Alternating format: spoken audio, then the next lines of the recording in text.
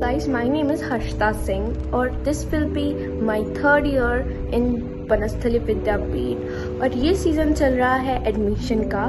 तो मतलब कोई भी एडमिशन लेता है तो सबको एक गाइडेंस चाहिए होता है कि कौन सा कॉलेज अच्छा है, कौन सा कॉलेज बेकार है। मतलब बेकार इन द सेंस कि कैसा है, उसका इन्वायरमेंट कैसा है, वहाँ की पढ़ाई, प्लेसमेंट, हॉस्टल, मतलब सब कुछ हम लोग देखते हैं एक कॉलेज में एडमिशन लेने से पहले। तो बनस्थली विद्यापीठ जो है वो गर्ल्स के लिए नंबर 1 कॉलेज है और मैं वहीं पढ़ती हूँ और मैंने 2 साल में बहुत कुछ जान लिया है बनस्थली विद्यापीठ के बारे में। और मैं वही चीज़ आज आप लोगों को शेयर करूँगी, आप लोगों को एक गाइडेंस प्रोवाइड करूँगी, आप लोगों को बहुत सारी इन्फॉर्मेशन दूँगी बनस्थली विद्यापीठ के बारे में।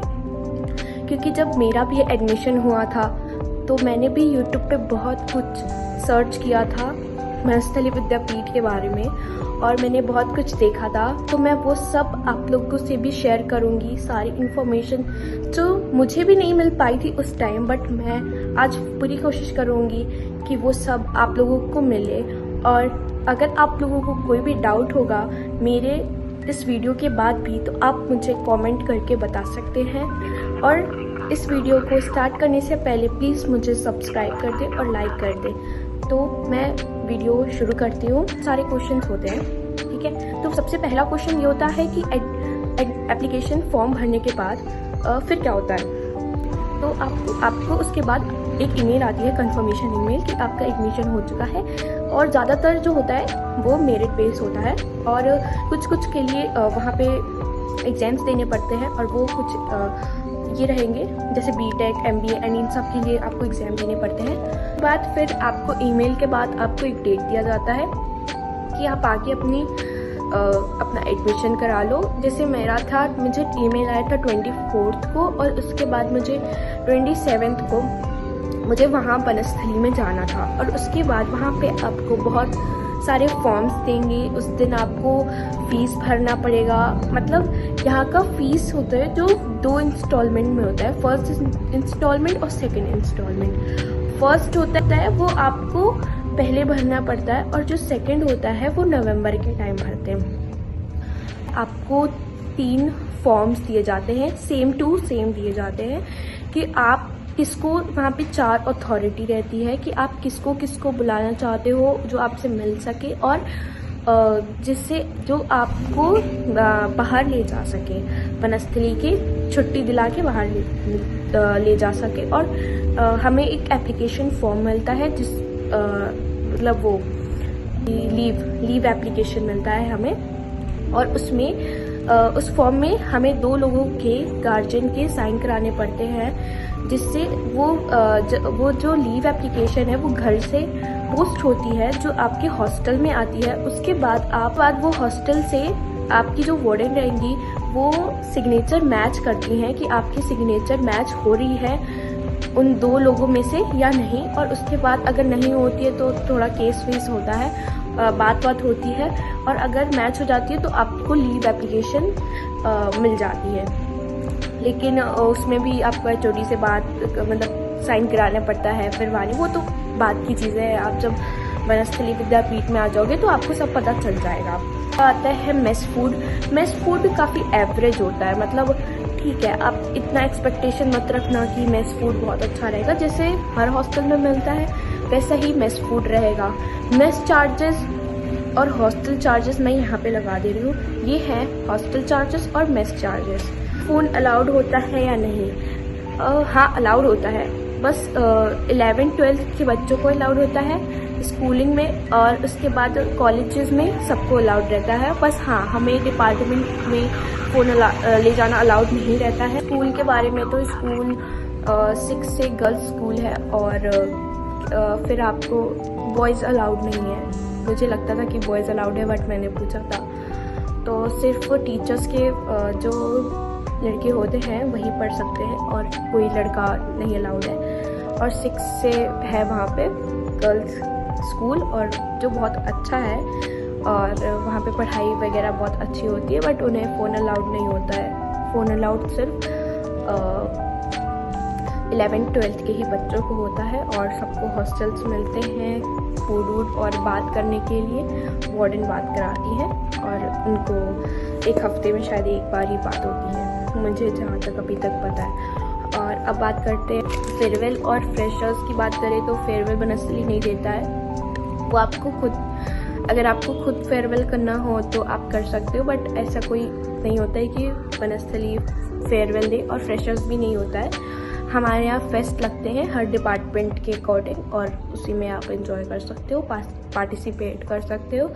ऐसा कोई मतलब कंपलसरी नहीं रहता है कि आप पार्टिसिपेट ही करो, आपके मन के अकॉर्डिंग रहता है। बट बात करते हैं कि केटल वगैरह अलाउड होता है या नहीं, इलेक्ट्रॉनिक सामान। तो इलेक्ट्रॉनिक सामान में आप केटल रख सकते हो और अगर आपका मन करे प्रेस रखने का तो रख सकते हो, बट अपने उस पर, क्योंकि अगर पकड़ाएगा तो फिर 5000 आपको फाइन भरना पड़ेगा, 5000। उसके बाद फिर अगर आप बनस्थली आ रहे हो बाय ट्रेन तो जयपुर में 2 टाइम बस जाती है, जयपुर स्टेशन सिंधी कैंप, दो ठिली की बस जाती है और ये डायरेक्ट आपको कैंपस में लेकर आती है बनस्थली के। तो ये काफ़ी अच्छी चीज़ है, बनस्थली की बस खुद जाती है और आपको ये 2 टाइमिंग पे मिल जाएगी, 7:30 बजे मॉर्निंग में और 4 बजे इवनिंग में, ये 2 टाइम। इस खादी इज़ कंपलसरी, तो हाँ खादी कंपलसरी है और अगर आप बाहर से खरीद लेते हो तो गुड, और अगर अब नहीं ले आते हो और तो आप अंदर से भी खरीद सकते हो। अंदर भी खादी की दुकानें हैं और शॉप्स वगैरह हैं कुर्ती वगैरह की, तो आप वहाँ से भी खरीद सकते हो। और आपका मन करे खादी ना पहनने का तो आप कॉटन भी पहन सकते हो, आप कॉटन की कुर्तियाँ भी पहन सकते हो। मैं बात करूँ ड्रेस की, तो ड्रेस में आपको एक बनस्थली का ड्रेस होता है जो आपको वेडनेसडे और संडे पहनना होता है, और वो आपको या तो आपके हॉस्टल के बाहर टेलर भैया आते हैं वो बना के देंगे, उनको 700 अकॉर्डिंग पे करना पड़ता है, फिर वो पूरी ड्रेस आपको दे देंगे, सलवार कुर्ता विद दुपट्टा। और या तो आप खादी शॉप पे जा सकते हो, उनसे कपड़े लेके फिर सिलवा सकते हो, ऐसा बहुत हो जाते हैं। तो मैं आपको सजेस्ट करूँगी कि आप जो आपके हॉस्टल के बाहर टेलर भैया या अगल बगल हॉस्टल में टेलर भैया आ जाते हैं तो आप उनसे अपना ड्रेस सिलवा सकते हो, वो काफ़ी कम में एज अकॉर्डिंग टू कपड़ा लो, फिर उसके बाद आप सिलवाओ तो वो ज़्यादा सही होता है और वो आपके हॉस्टल में भी देते हैं। और बाकी डेज आपको कुर्ती कोई भी या तो खादी या तो कॉटन आप पहन सकते हो, और जीन्स अलाउड नहीं होता है डिपार्टमेंट में, तो आपको कुर्ती के नीचे पैजामा पहनना पड़ता है या प्लाजो आपके हैं, बस ढीला होना चाहिए, और लेगिंग्स नहीं अलाउड है, और जीन्स टॉप बिल्कुल नहीं पहन सकते आप, और डिपार्टमेंट में अलाउड नहीं है। वैसे अगर आप बाहर जा रहे हो तो पहन सकते हो, या मतलब आप छुट्टी पे जा रहे हो तो आप पहन के बाहर जा सकते हो, आ सकते हो, बट इन कैंपस नहीं अलाउड होता है। क्या क्या लेकर आना होता है बनस्थली में, तो अपनी खुद की बाल्टी, मग्गा एंड जो भी आपको ज़रूरत की चीज़ें हैं, और आपको बर्तन खुद धुलना पड़ता है यहाँ पे, तो आपको बर्तन धोने वाला सारी चीज़ें अपना खुद का बर्तन लाना पड़ता है। ड्रेसेस, अलमारी वगैरह सब आपको मिलती है, अलमारी, टेबल, स्टडी टेबल और बेड, ये 3 चीज़ आपको हॉस्टल में प्रोवाइड की जाती है। कैंपस के अंदर से भी आप ये सब चीज़ें ले सकते हो, जैसे वो मतलब जो भी एसेंशियल हो गया आपके वॉशरूम के, जैसे बाल्टी, मग खुद का होना चाहिए यहाँ पे, क्योंकि वॉशरूम सारे कॉमन है तो आप खुद के लेके जाओ, और टॉवल वगैरह सब अपना, वैसे तो एक खुद का रहता है कि हाँ खुद का लेके जाओ, और कंपलसरी तो यही होता है कि खुद के बर्तन लेके जाओ, और फिर वही सब जो आपका मन करे ले आओ, फिर आपकी डिपेंड है, बट 3 चीज़ होती है जो कंपलसरी होती है। और अब मैं बताऊंगी बनस्थली की स्टडीज़ के बारे में। तो बनस्थली मुझे काफ़ी ज़्यादा पसंद है यहाँ की पढ़ाई। मुझे सबसे ज़्यादा अच्छी लगती है यहाँ की पढ़ाई। स्ट्रिक्टनेस तो है यहाँ पे, बट अगर आप एकदम अपने पढ़ने के मोटो से आ रहे हो तो वेरी गुड। यहाँ की पढ़ाई बहुत अच्छी है, टीचर्स बहुत मेहनत करते हैं यहाँ पे आपको पढ़ाने के लिए, और आपको भी बहुत मेहनत करनी पड़ेगी पढ़ने के लिए। यहाँ पे हर एक चीज़ प्रोवाइड है, जैसे आपको लाइब्रेरी प्रोवाइडेड है। लाइब्रेरीज बंद होती है 8 बजे। आपके पास अगर लैपटॉप नहीं है तो आप जाके लैब्स वगैरह में पढ़ सकते हो, वहाँ पे फ्री वाईफाई मिल जाता है। पढ़ाई बहुत अच्छी होती है वनस्थली में, एंड मुझे लिटरली बहुत पसंद है। और मैं बिल्कुल गिल्ट में नहीं हूँ कि मैंने वनस्थली में एडमिशन क्यों लिया, क्योंकि ये मेरी पसंद की जगह नहीं थी। बट अब मैं इसमें कोई गिल्ट नहीं करती हूँ। मुझे खुशी होती है कि मैंने वनस्थली विद्यापीठ चूज़ किया, क्योंकि मुझे पढ़ने के मामले में बहुत अच्छा लगता है। यहाँ पे बहुत अच्छी पढ़ाई होती है, टीचर्स काफ़ी अच्छे हैं, टीचर्स काफ़ी मेहनत करते हैं, नोट्स प्रोवाइड करते हैं, आपको नोट्स बनवाते हैं। मतलब मुझे A+ पढ़ाई लगती है यहाँ की। और यहाँ पे 2 पीरियोडिक्स होते हैं 10 मार्क्स के, वो भी एग्ज़ाम की तरह होते हैं, और वो आपके एग्ज़ाम में जुड़ते हैं। और बाकी फिर सेमेस्टर होता है, 1 सेमेस्टर 2 सेमेस्टर ये सब होता है। फ़ीस स्ट्रक्चर की तो आप फ़ीस स्ट्रक्चर, कोर्सेज़, ये सब आप जाके वनस्थली विद्यापीठ के साइट पे देख सकते हो। और मैं वनस्थली विद्यापीठ की जो साइट की लिंक है वो आपको मैं डिस्क्रिप्शन बॉक्स में दे दूँगी। आप वहाँ पे जाके हर एक चीज़ देख सकते हो। एडमिशन फॉर्म में रहता है ये फ़ीस स्ट्रक्चर, कोर्सेज़, क्या क्या कोर्सेज़ है, बहुत सारे कोर्सेज़ है। हर चीज़ की आपको इन्फॉर्मेशन वनस्थली विद्यापीठ की साइट पे मिल जाएगी, और किसी साइट पे आप मत जाना। बाकी और अगर आपको कांटेक्ट करना होगा वनस्थली से तो आपको वहाँ पे कांटेक्ट नंबर भी मिल जाता है, सब कुछ बता देंगे वो आपको। फिर अगर आपको डे स्कॉलर बनना है, डे स्कॉलर वही होते हैं जो वनस्थली नेवई के लोग होते हैं।